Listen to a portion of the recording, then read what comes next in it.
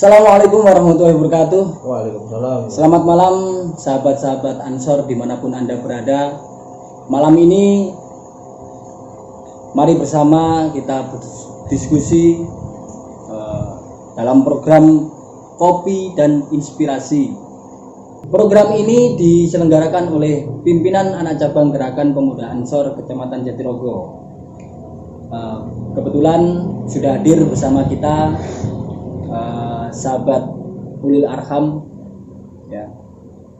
Sebelumnya kita bacakan dulu kurikulum vitae. Siap. Ya. Sahabat Ulil ya. Nama lengkapnya Muhammad Ulil Arham ya. Lahir di Tuban tanggal 12 Februari 1991. Betul ya? Betul. Pendidikannya dimulai dari SDN 1 Sendang, Senori, dilanjutkan ke jenjang SLTP 1 Bangilan. Pada pendidikan tingkat lanjutnya dilanjutkan di Bojonegoro, tepatnya di MAN 1 Bojonegoro. Kemudian sahabat Ulil hijrah ke Yogyakarta menempuh pendidikan di UIN Sunan Kalijaga. Ya, betul Mas? Betul. Karir organisasinya cukup menarik ini. Dimulai dari pengurus PAC IPNU, Ikatan Pelajar Nahdlatul Ulama Kecamatan Senori. Ya. Kemudian beliau juga menjadi anggota Karang Taruna di Desa Jatisari, ya. Peran di desa, peran di kecamatan, ya. Di Yogyakarta aktif di pengurus PC PMII Yogyakarta, juga di sekretaris BEM BPI BKI Nasional, ya. Ketua Umum KPMRT Yogyakarta tahun 2010 sampai 2011. Ya. Sekarang aktif di PAC. pengurus PAC GB Ansor Kecamatan Senori. Setelah IPNU, PMII, langsung ke Ansor. Menarik ini karir organisasinya. Selain berkarir di organisasi, beliau juga aktif menjadi admin Instagram. Nah, bahkan beliau juga menyebutkan bahwa ketika ditanya pekerjaannya apa, admin Instagram. Ini perlu kita kasih plus bersama ini. Admin Instagram ini juga menarik. Oke, kita tanyakan yang pertama adalah pendidikan, Mas. Iya. Ya. Kenapa ambil jurusan apa? Ambil jurusan apa di UIN Sunan Kalijaga? Dulu itu pas waktu di Jogja ngambil Fakultas Dakwah. Itu dulu angkatan masuk awal itu 2009. Ya. Dakwah sebenarnya nggak ada gambaran mau ke jurusan apa atau jurusan saya kemana, nggak ada bayangan seperti itu. Yang penting saya dulu di kuliah. Akhirnya ada banyak dulu daftar di dakwah, daftar di syariah, daftar di sosial kemakmuran. Yang basic ilmuannya kemanusiaannya. Kalau di sosial dulu ngambil psikologi. Kenapa memilih ke bidang dakwah? Itu takdir, Mas. Oh, takdir.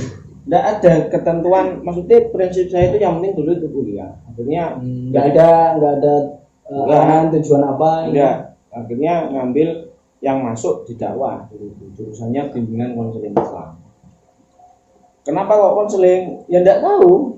Dulu yang penting saya kuliah gitu saja. Karena dari orang tua itu dikasih pilihan, kalau kamu mau kuliah ya ke Jogja saja. Daripada kuliah di dekat-dekat sini, nanti kamu juga akan darah jenenge nom-noman zaman dulu kan, liar gitu. Jadi penting liar kamu di luar, jangan di sini. Siap. Akhirnya masuk di dakwah jurusan bimbingan konseling.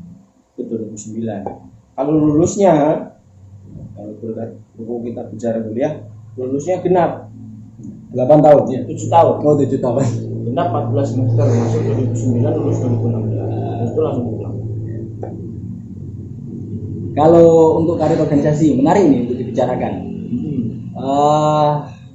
Beragam organisasi pernah sampean geluti, mulai dari IPNU, Karang Taruna, ya, PMII, ya bahkan berkiprah juga di tingkat nasional,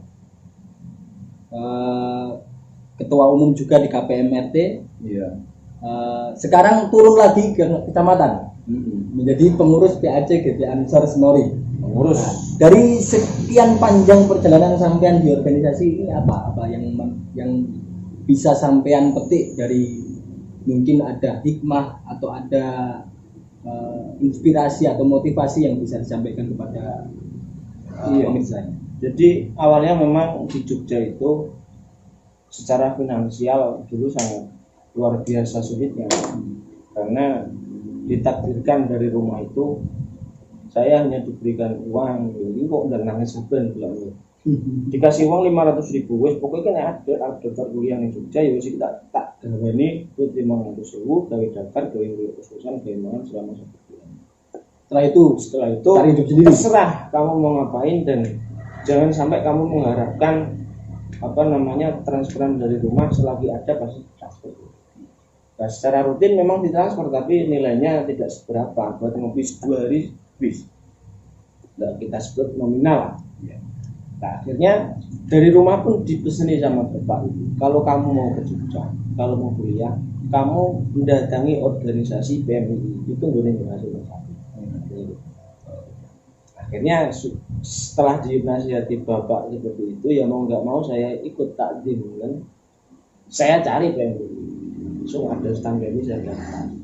Hidup saya di PMII, mati dan hidup saya ketika di Jogja itu di PMII. Mau makan mau nggak makan ya di situ. Nah, hikmah dari saya ikut organisasi di sana, satu, ya artinya prinsip awal ketika para kiai memberikan atau jenis doktrin pada kita, kalau kamu murid-murid ilmu gak bakal kalian. Dan itu ternyata jenis termaktub dalam diri saya gitu. Dan terbukti dan nyampe lulus 7 tahun kan. Ya makan, ya ngombe, yang rokok, yang ngopi, ya rokok, iya ket awal ya sampurna mil. Iya. Oh gitu, iklan. Artinya lalu ketika di Jogja dari rayon komisariat pertama itu korup dulu, kalau di korup terus pengurus rayon kita itu 2 periode dulu. Habis rayon lalu komisariat itu tingkatan universitas, baru kita masuk di PC, itu pun istilahnya bukan pengurus inti, hanya anggota saja. Ini kita turut aktif dari tangga organisasi, saya ikut khusus di Jogja. Kalau ketika pulang ini juga malah bingung juga. Ketika pulang langsung ikut IPNU, sebenarnya urutannya itu salah. Bukan IPNU dulu tapi PMII dulu sebenarnya. Oh gitu ya. Habis PMII masuk ke rumah, pulang IPNU. Nah, ini kan kalau secara nalar organisasi kan nggak nyambung ya. Tapi karena harusnya dari pelajar dulu baru PMII. Betul. Nah ini karena dipesani sama sesepuh di Senori, ibaratnya ini IPNU di Senori itu hilang entah kemana, mau nggak mau harus kamu hidupkan lagi ya, sama teman-teman dihidupkan, dan sampai sekarang alhamdulillah masih aktif. Lalu Karang Taruna pun juga setelah saya ikut di IPNU, setelah dari Jogja, setelah di Jogja, setelah IPNU saya masuk Karang Taruna, itu pun secara dulu memang saya sudah aktif di sana, tapi saya tidak tahu gitu, hanya nama saya bergerak, dan setahun sekarang baru aktif di Karang Taruna. Setelah Karang Taruna, kalau di Jogja ini kan panjang organisasinya dan banyak sebenarnya. Kalau disebutkan satu persatu tidak selesai itu. Kalau sebagai ketua KPMRT itu ya memang ketua dulu. Hampir malah bukan periode 2010-2011, lebih dari itu. Samanya ketua abadi zaman dulu. Jadi ya itulah pengalaman organisasi. Menarik. Yang paling penting itu sok wong sing belum ngurus organisasi itu gak bakal kalian. Gitu ya. Berarti kalimat itu masuk ke dalam hati kalian. Betul, Pak.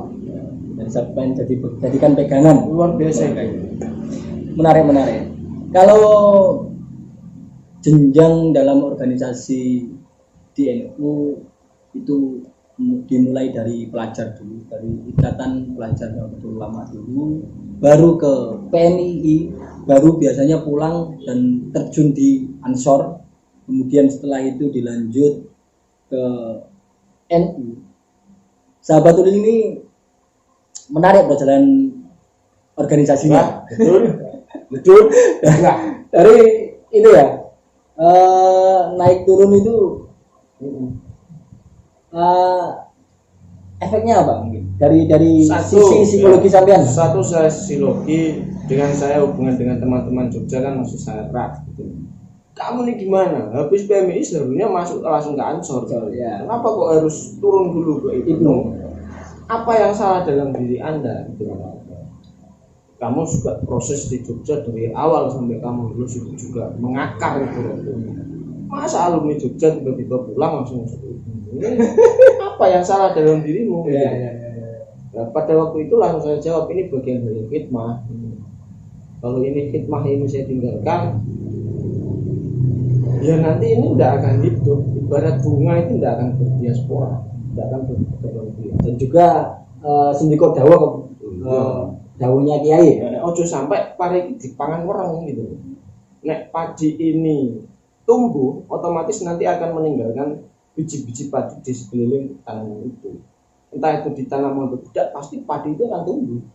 Tapi telurnya sawah, berpanen sih anak tuan pari. Dari cerita sampean bisa disimpulkan enggak kalau sampean pulang mengorbankan diri, mengorbankan ego untuk membangun organisasi di NU, yaitu di Sinori dan Ibnu itu? Secara tidak langsung seperti itu. Tapi saya bukan mengorbankan diri saya, enggak. Tapi ini adalah bagian dari khidmah. Kalau tidak berkorban, nanti ada statement menyatakan, jadi orang ini mengklaim hidupnya itu gara-gara orang ini kan. Iya. Berarti bisa disimpulkan bahwa ini bagian dari khidmah. Betul. Oke. Selain khidmah di organisasi NU, aktif juga menjadi admin Instagram, yaitu ada Tuban Wisata, ada Ikhwan Tuban, dan juga ini ada admin Instagram PW Ansor Jatim. Ini beneran apa bohong sama nih? Iya, bisa dibilang benar. Bagaimana ceritanya? Satu yang Tuban Wisata, Tuban Wisata itu berdiri tahun 2017 awal. Itu ketika 2016. Itu ketika saya masih ada di Jogja. Oh, dari Jogja sampean Tuban Wisata? Di Jogja itu saya sudah bikin akun Tuban Wisata. Karena apa? 2016 itu saya punya bayangan saya harus pulang.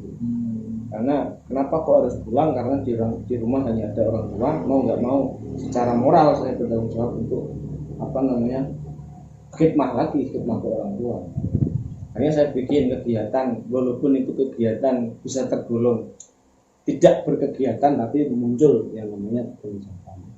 Itu sejak 2016. Kalau Iwan Tuban ini? Iwan Tuban itu sebenarnya tidak menjarak. Tidak sengaja. Ada event dulu itu kita ada seminar HIVI, itu mengumpulkan teman-teman akun Instagram yang salah satunya yang punya Ikhwan Tuban. Ya, Ikhwan Tuban sendiri ketika konten dia kok hanya sendiri, otomatis dia kekurangan bahan untuk perang di media sosial. Akhirnya menggait teman-teman yang juga punya nalar perang di situ. Saya berbuat sebenarnya ini. Nah, satu-satunya akun saya berbuat di Tuban ya Ikhwan Tuban itu. Nah, kalau orang awam melihat Ikhwan Tuban itu sama halnya itu akun radikal, padahal itu aliran Ahlussunnah wal Jamaah. Berdasarkan dari namanya Ikhwan Tuban. Ya, namanya saja yang radikal, tapi orangnya itu pecinta alam dan kasih sayang sesama manusia. Kita sebelum kita masuk ke materi ya, sebelum kita masuk ke tema, ini yang menarik ini, sampean pengurus PAC GB Ansor. Ranting sebenarnya. Ranting ya? Ranting. Pengurus ranting. Bagaimana ceritanya kok bisa jadi admin Instagram PW Ansor ini gimana? Dari ranting kok jadi admin Instagramnya pengurus wilayah itu? Jadi ini awal mulanya ketika saya ikut PKL. PKL itu pelatihan Pendidikan. pendidikan kader lanjut Iya. yang diselenggarakan PJ Ansor Tuban. Pas waktu ada materi tentang informasi dan teknologi, salah satunya media sosial, kita kan ditanya tuh, yang sini aktif di media sosial siapa? Angkat tangan saya. Apa yang sampai megang Instagram ataupun akun yang lain? Saya megang Instagram. Apa nama akunnya Ikhwan Tuban? Langsung matanya mendelik. Iya. Kok bisa akun Ikhwan Tuban yang megang saya? Bukan saya sendiri, tapi salah satunya saya. Masih konten yang dari saya itu konten hiburan dalam artian dagelan-dagelan tok, kadang juga muncul di jiwa radikal saya begitu. Akhirnya dikumpulkan orang yang aktif di media sosial, salah satunya di Instagram tadi, kita kumpul, kita dipanggil sama koordinator cyber yang ada di Ansor. Kamu saya rekrut jadi tim medianya Ansor, kira-kira siap tidak? Kalau sudah ditunjuk kita tidak bisa apa-apa kan. Akhirnya dia sudah percaya pada kita, ya mau nggak mau harus siap, bagian dari instruksi. Nah, akhirnya siap. Hikmah lagi. Iya, akhirnya sampai sekarang aktif. Bisa dilihat postingan di sebagian besar juga desain dari HP saya. Iya. Ya kita masih belajar lah Mas untuk menghidupkan, karena kepolosan PW Ansor sendiri kan di tahun ini kan masih tergolong muda. Jadi kita bersama-sama untuk menghidupkan Ansor dari sisi media. Menarik. Perjalanan pendidikan, perjalanan organisasi, dan juga aktivitas-aktivitas yang lain yang dilakukan oleh sahabat Ulil ini masih dalam program kopi dan inspirasi. Monggo Mas, kopinya diseruput ya. Terus tahu be ngambilnya. Malam ini Ansor Jatirogo akan berdiskusi dengan sahabat Ulil ini terkait tema tetap berkreasi di tengah pandemi. Kenapa kita menghadirkan sahabat Ulil ini sebagai narasumber? Karena tim media kami juga sedikit banyak melakukan riset, mengikuti akun-akun Instagram sahabat Ulil juga, media sosial. Kita ketahui berdasarkan riset kita cukup aktif di Instagram, juga cukup aktif dalam program-program kaderisasi, terutama di organisasi Ansor. Maka dari itu langsung saja kita tanyakan kepada sahabat Ulil, menurut beliau mungkin apa yang bisa dilakukan oleh pemuda seperti kita di tengah-tengah pandemi COVID-19 ini, yang kita tahu bersama kondisi saat ini dari sisi sosial dan ekonomi, dari sisi kegiatan-kegiatan pemuda juga semuanya bisa dikatakan lockdown gitu. Bisa dikatakan semua kegiatan terlarang, bahkan kegiatan-kegiatan kaderisasi yang bersifat mengumpulkan banyak orang, kegiatan-kegiatan itu juga dilarang oleh pemerintah. Maka dari itu perlu kita bahas bersama apa yang bisa dilakukan oleh pemuda di tengah pandemi COVID ini. Apa sahabat? Mungkin ada ulasan-ulasan terkait mungkin untuk inspirasi kita bersama. Jadi relawan Mas. Relawan apa? Artinya gini, pandemi COVID ini bisa dikatakan berbahaya, bisa juga dikatakan tidak begitu berbahaya. Artinya COVID ini menyerang bagi orang yang punya imunitas yang tidak kuat, bagi orang yang punya imunitas kebal, imunitas tinggi, otomatis COVID ini bukan menjadi sebuah ancaman besar. Karena COVID ini kan yang menyembuhkan adalah diri sendiri. Itu terkait dengan COVID tadi. Nah, kalau berbicara tentang apa yang kita lakukan dalam badai pandemi ini, bencana pokok pandemi ini, ataupun kata-kata yang lebih keras daripada bencana, saya menganggap ini bukan sebuah bencana ataupun apa. Kalau pemikiran kita menganggap ini adalah sebuah berbahaya, mengancam kita dan lain-lain, itu nanti juga akan membatasi ruang gerak kita. Contoh saja di Jakarta sekarang sudah diterapkan PSBB, pembatasan skala besar, sosial skala besar. Surabaya, Sidoarjo dan Gresik juga menyusul dalam waktu dekat ini. Artinya bagi pemahaman orang awam bahwa ini adalah suatu hal yang sangat mengancam orang di sekitar wilayah yang diterapkan PSBB. Apun juga tidak menutup kemungkinan ini mengancam bagi orang-orang yang jauh dari wilayah tersebut. Karena kan dalam skala penerapan PSBB itu kan ada skala persentase berapa yang terdampak dan yang positif berapa yang menurut. Dan Surabaya, Gresik dan sebagainya sudah masuk dalam spesifikasi untuk diterapkan PSBB. Sebenarnya apa sikap kita dengan dengan lingkungan yang ada di luar wilayah kita ketika PSBB diterapkan? Apakah kita acuh? Kan gitu. Kalau kita acuh, nanti kalau menyerang kita bagaimana? Kita kan sebenarnya tidak boleh acuh. Kita tetap harus mengikuti saran pemerintah dengan stay di rumah. Kalau kita tidak stay di rumah, itu sama halnya kita memberontak terhadap pemerintah. Sama halnya kita bisa dikatakan gerakan 30S jadi dua nanti. Karena pahlawan saat ini itu yang di rumah saja, bukan pahlawan yang dulu main tombak-tombakan, bedil-bedilan dan lain-lain. Tapi yang sekarang orang dianggap pahlawan khususnya di Indonesia itu adalah orang yang di rumah saja, rebahan, begitu. Bahasanya hashtag rebahan saja. Nah, ketika rebahan saja atau di rumah saja, kalau kita hanya rebahan, turu tok ngombe kopi utut baru turu mengemangan, terus ora ada duit meneh, kan juga sama halnya kita bunuh diri. Lalu apa yang kita lakukan? Maka tema pada malam hari ini sangat tepat. Kita dengan badai pandemi ini harus tetap berkreasi. Kreasinya seperti apa? Satu, karena potensi kita sebagai pemuda di desa-desa sekarang juga sudah ada satgas satuan gugus depan penanganan COVID-19.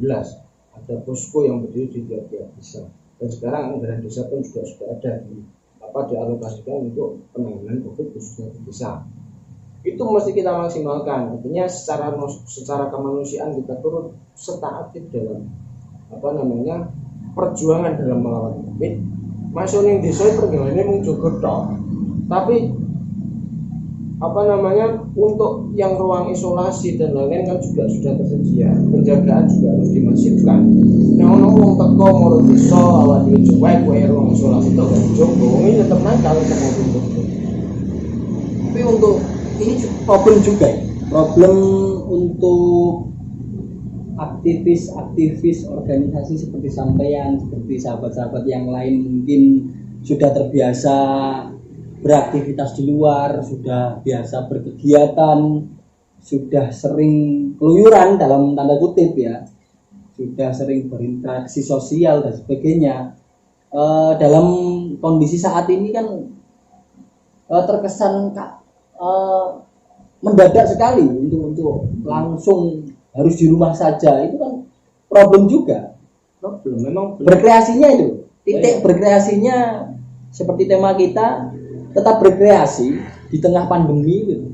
Makanya sesuai dengan arahkan dulu kegiatan-kegiatan yang sudah terlaksana di desa. Artinya secara sisi aktivis manusia, sisi aktivis orang yang sudah istilahnya militansi dia di organisasi sudah sangat klimaks, otomatis juga dia juga pasti akan turut serta dalam kegiatan kemanusiaan tadi menjadi relawan. Tapi untuk kreativitas kita, sisi kreatif kita itu kan tergantung individu masing-masing. Misal contoh, saya lebih condong dalam media sosial. Artinya kita harus mengkampanyekan bahwa COVID itu aman gitu loh bagi orang yang siap untuk menjaga dirinya sendiri. Contoh mengkampanyekan gerakan menghindari COVID semisal. Salah satu yang sudah disosialisasikan satu cuci tangan, itu pakai masker. Artinya di media kita mengkampanyekan hal itu, mensosialisasikan bahwa cara untuk menghindari COVID itu bagaimana, meningkatkan imunitas tubuh itu caranya bagaimana. Dan juga yang sekarang yang menjadi sosialisasi masivitas dari teman-teman media itu salah satunya adalah jangan kita menghindari orangnya, tapi hindari penyakitnya. Itu yang menjadi PR skala nasional itu. Sampai kemarin statement wakil gubernur ketika kita live bareng sama beliau dulu di akun PW, beliau sangat mengecewakan, sangat kecewa dengan sikap masyarakat ketika ada orang yang belum tentu dia positif COVID tapi sudah meninggal, itu ditolak mentah-mentah ketika dimakamkan di wilayah mereka.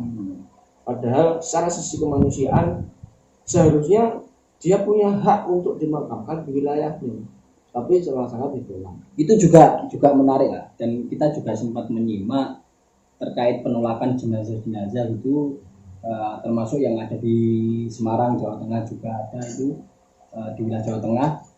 Tapi saya tidak mau melebar ke situ lah. Jadi saya mau fokus ke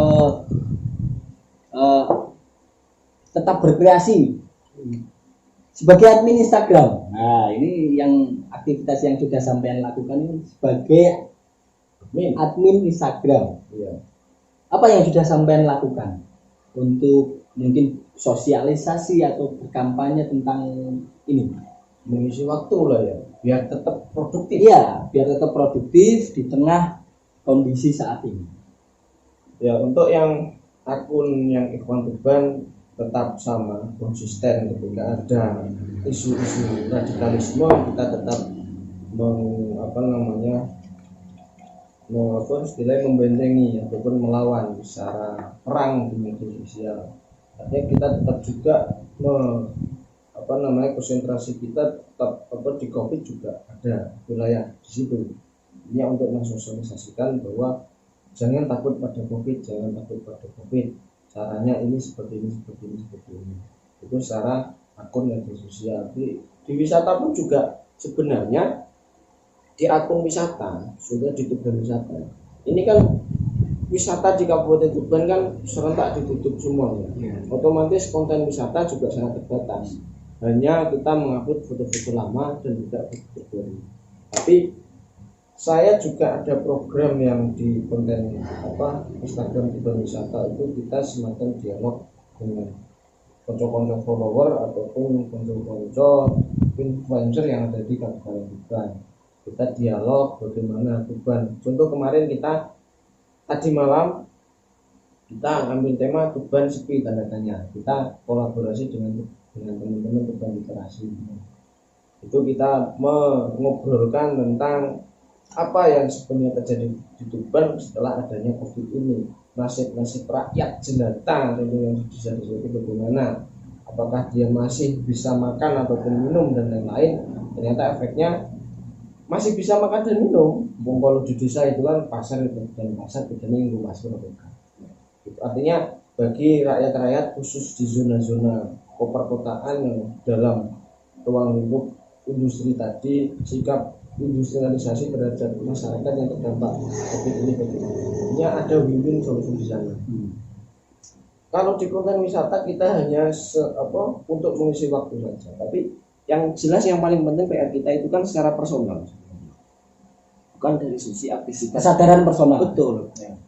Kita sebagai manusia ataupun sebagai pemuda dengan dampak COVID seperti ini, apakah kita masih bisa berkreasi atau tidak? Kreasi kita dalam bidang apa ya? Sesuai dengan teman-teman. Ada yang bidang media, ada yang bidang perdagangan dan lain-lain.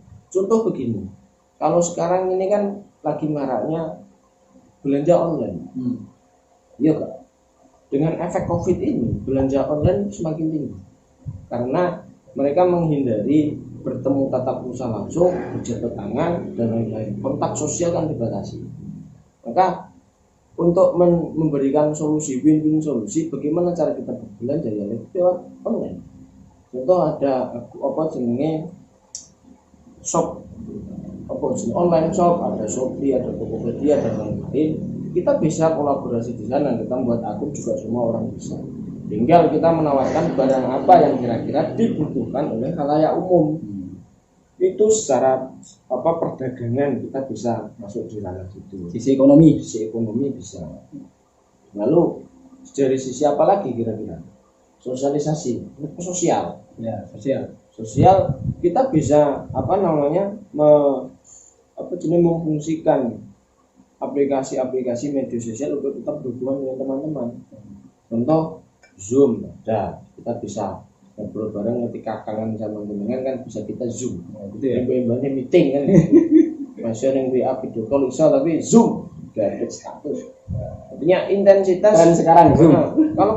Kalau saya menyimak menggarisbesari tema malam ini bukan menggarisbesari dawuhnya Gus Muhammad bahwa pandemi Covid ini dalam konteks sosial sebenarnya tidak menjadi sebuah masalah. Karena apa? Ruang-ruang sosial itu semuanya sudah tersedia. Ruang sosial itu kan luas, Pak. Bukan kita hanya bertatap muka langsung, tapi bertatap muka itu juga sudah lewat media bisa. Artinya tidak menjadi PR besar ketika penerapkan PSBB, social distance, physical distance itu menjadi momok. Bukan. Ruang-ruang itu sebenarnya sudah tersedia dan tidak menjadi sebuah persoalan besar. Jangan jadikan pandemi Covid ini menjadikan kita hubungan dengan sesama itu semakin jauh. Terus perekonomian kita dengan dampak Covid ini semakin menurun. Ya kita maksimalkan ruang-ruang itulah. Untuk persoalan rezeki kan Tuhan yang mengatur. Intinya jangan jadikan pandemi COVID-19 ini sebagai momok atau sebagai penghalang kita berkreasi. Betul. Atau mungkin juga bisa disimpulkan jangan jadikan pandemi COVID-19 ini sebagai alasan untuk berhenti berkreasi, untuk berhenti dalam kegiatan-kegiatan ekonomi. Iya. Karena semuanya juga sudah terakomodir di media sosial, juga di lapak-lapak online juga. Banyak. Tinggal kita refleksi apa sih yang potensi yang ada di dalam diri kita. Kita maksimalkan media yang ada. Kalau kita fokus pada dunia perdagangan, ya ada media-media online shop yang juga sudah tersedia. Kalau kita terjunnya dalam dunia pendidikan, kita bisa mengajar lewat pendidikan. Ya semua sudah tersedia, tidak menjadi momok besar dalam kehidupan kita. Jika penerapan physical distance ataupun social distance ataupun PSBB itu menjadi kreativitas kita semakin hilang. Gitu. Terbukti pemerintah juga berkreasi juga untuk saat ini juga. Kementerian Pendidikan juga berkreasi untuk melakukan ujian-ujian daring, ya pembelajaran daring itu ya. Oke sahabat muda dimanapun Anda berada, masih bersama Kopi dan Inspirasi Ansor Jatirogo. Bisa ditarik kesimpulan dari obrolan panjang kita tadi bahwa kondisi saat ini di tengah-tengah pandemi COVID-19 ini tidak bisa kita jadikan alasan atau tidak bisa kita jadikan kambing hitam untuk berhenti berkreasi, untuk berhenti bergerak, untuk berhenti berperan. Itu saya kira sudah panjang kita melakukan obrolan. Yang terakhir dari sahabat Ulil, saya ingin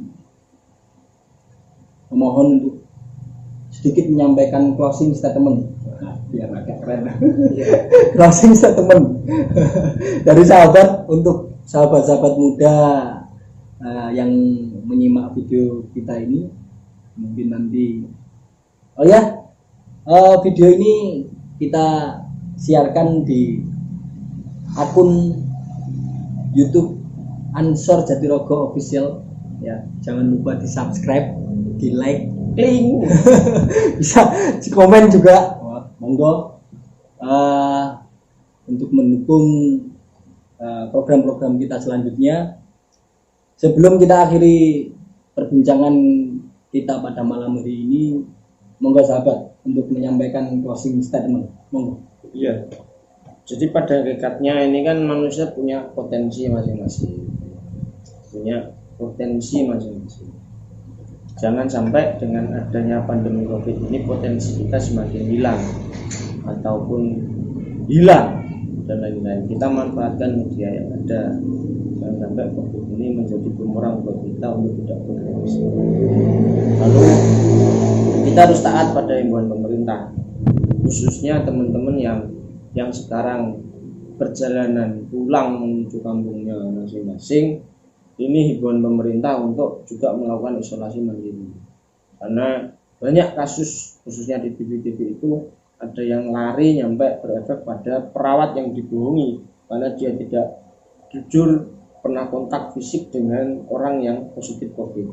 Akhirnya 18 perawat di wilayah mana saya lupa itu terdampak COVID dan melakukan isolasi mandiri. Artinya kita harus taat pada pemerintah. Pada hakikatnya pemerintah itu memberikan putusan yang nanti akan meminimalisir yang namanya madorot.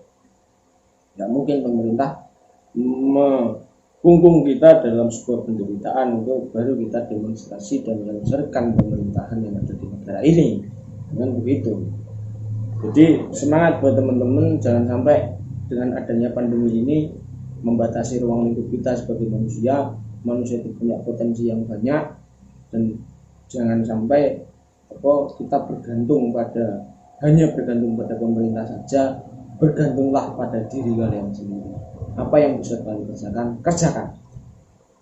Noble. Oke, gitu sahabat. Terima kasih atas kesediaannya untuk melakukan dialog bersama kami.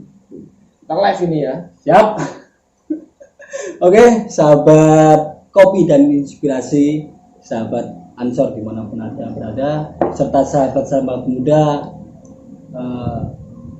dimanapun Anda berada, tetap optimis, tetap berkreasi, tetap lakukan kegiatan-kegiatan yang bermanfaat, tetap sumbangsihkan peran kita, tenaga kita, pikiran kita kepada bangsa kita ini.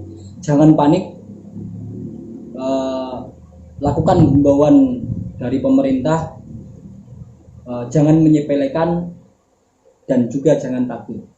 Tapi kita tetap waspada, berusaha bersama, saling menjaga antar sesama, dan semoga badai Covid cepat berlalu. Amin. Nah, itu doa kita bersama, semoga badai COVID-19 yang tengah melanda Indonesia kita tercinta ini segera menyingkir, segera hilang, segera diangkat dari muka bumi ini, khususnya di Indonesia kita tercinta ini.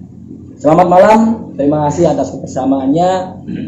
Terima kasih juga sahabat Ulil yang sudah menemani perbincangan kita malam ini.